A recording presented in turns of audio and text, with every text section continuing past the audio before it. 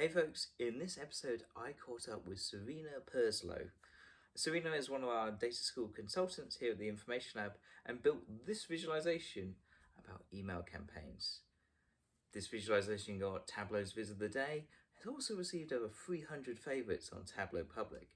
So I was interested in how this viz came about, so I caught up with Serena and this is what happened next. Thank you for joining me, Serena. I know from your portfolio you've been getting involved in all kinds of data challenges, like Workout Wednesday, Makeover Monday. But I saw this project you were doing about email campaigns, a sort of CRM dashboard. And I wanted to understand just a bit, how did this project come about?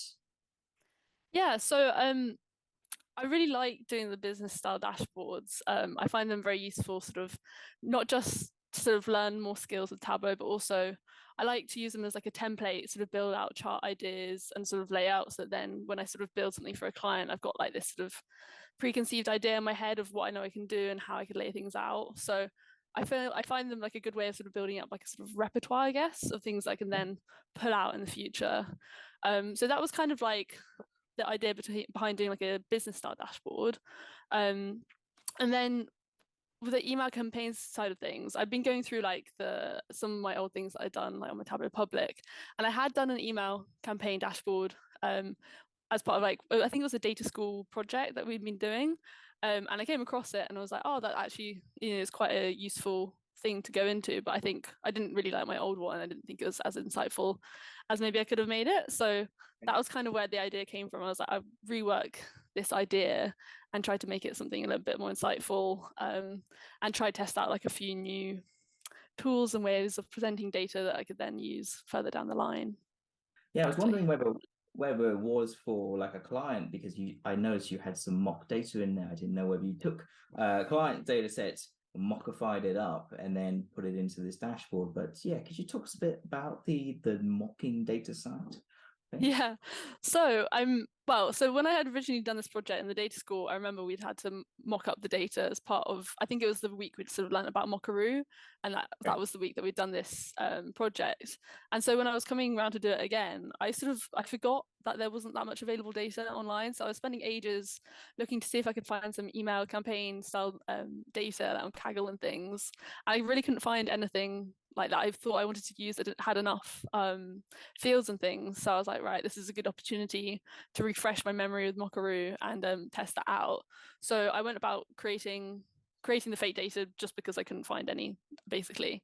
So how I went about doing that initially was I sort of used ChatGPT to sort of get the fields I thought I would need. So I was sort of doing prompts like sort of what KPIs would I expect to see in an email campaign dashboard, like what are important metrics when thinking about email campaigns, like sends, clicks, and things like that. So I kind of got ChatGPT to not completely structure my data set, but to give me a good idea of what I wanted to include. And then I also had a look on Tableau Public and see if like there were other dashboards out there that had covered email campaigns and sort of get a feel for what metrics they had used. And then, yeah, I sort of brought those ideas into Mockaroo and started building the data out. And I also went sort of back and forth Googling trends. So sort of things like for like the unsubscribe rate, what percentage would we expect to see for this type of company?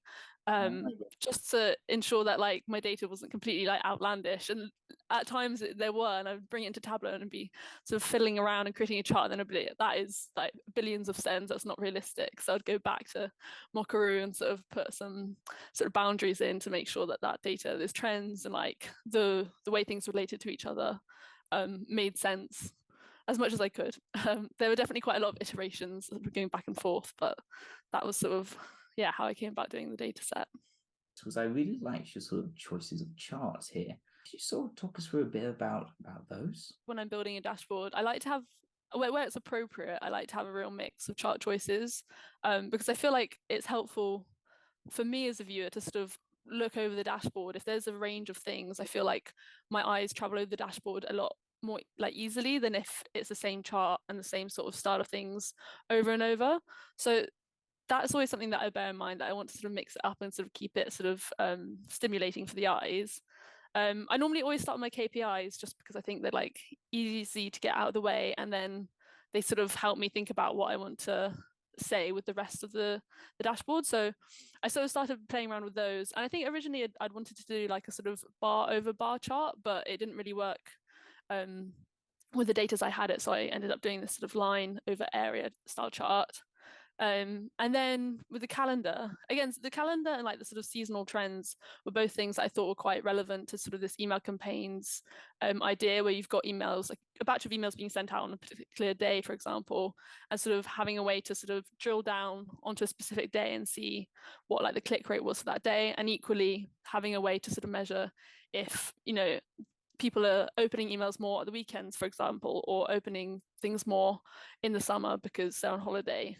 So that was sort of the logic behind the top two charts, was how I could like explore those trends graphically.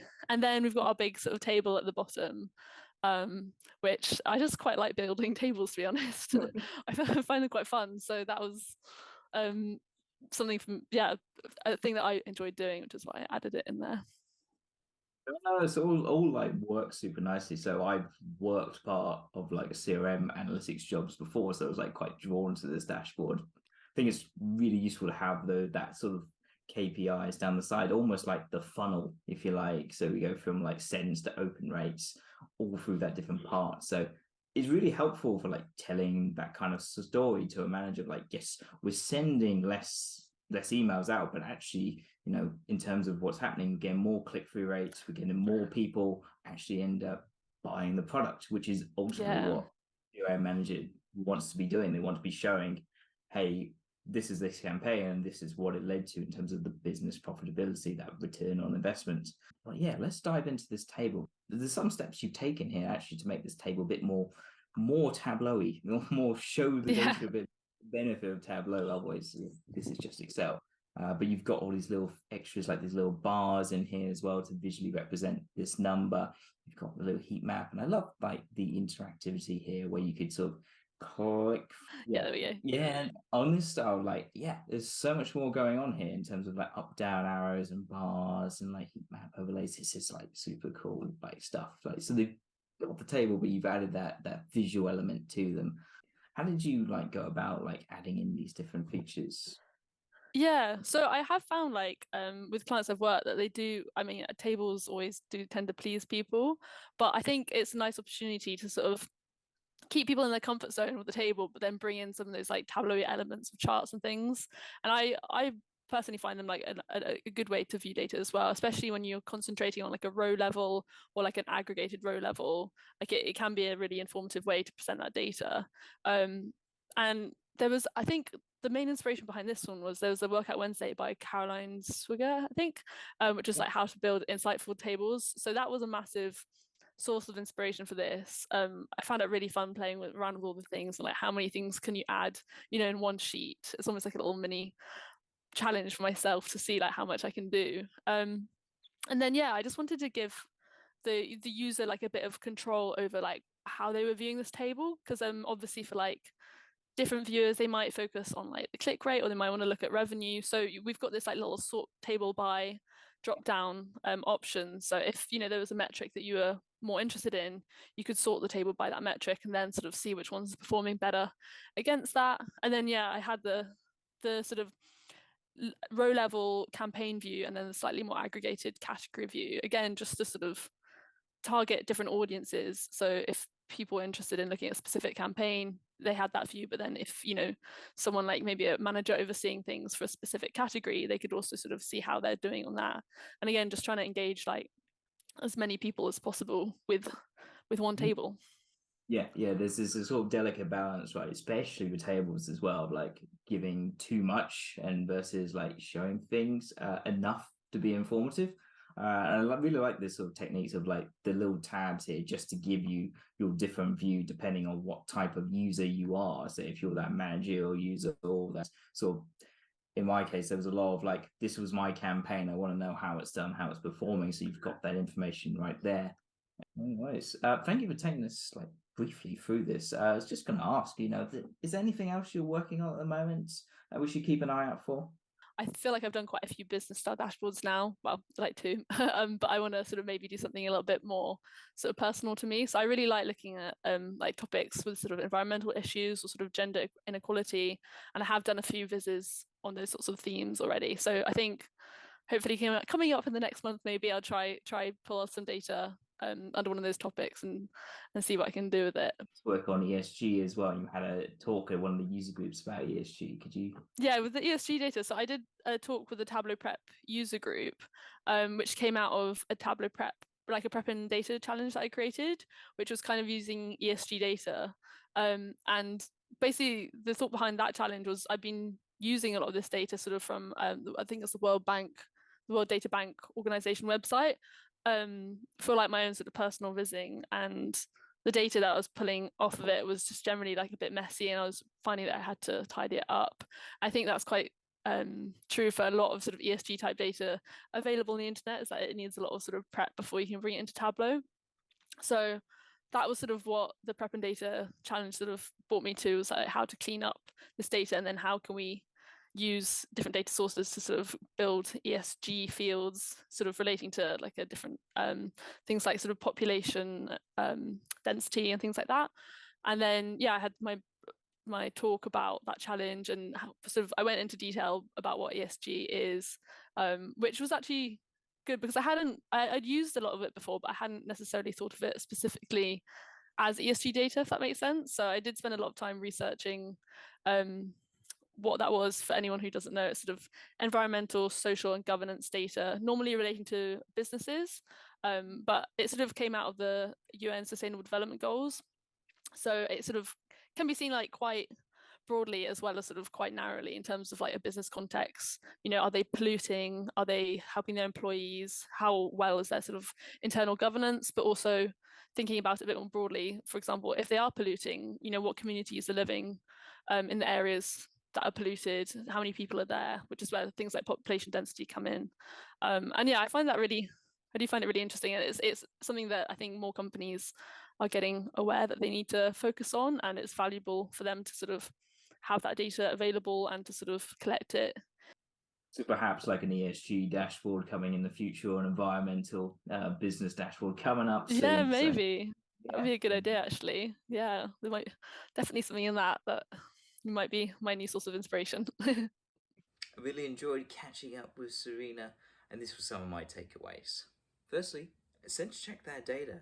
Serena had built a mock data set here and wasn't too sure on some of the numbers, so leaned on tools like Google and ChatGPT just to say, does this number make sense?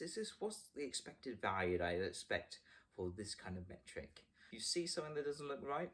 It's always worth a 2-minute Google. Secondly, start with what's important to your users. So in marketing companies, they want to see that funnel of what they're sending out all the way to what the end return on investment was for the business. So we started with those KPIs. The other charts there help explore and explain what's going on with that funnel. And lastly, enhance those tables. It can be a bit demoralizing building just a simple table when you've got a great visualization tool. But what Serena's done here is add in those visual elements to help guide and direct her users into the right parts of the data they should be looking at. So bringing in those bars, those little KPI, up, down arrows, all help guide the user to make better decisions, come to their insights quicker than if they were reading this line by line. Other than that, I've got all those links in the description for what Serena's got coming up next. And other than that, I will check you in the next episode. Bye.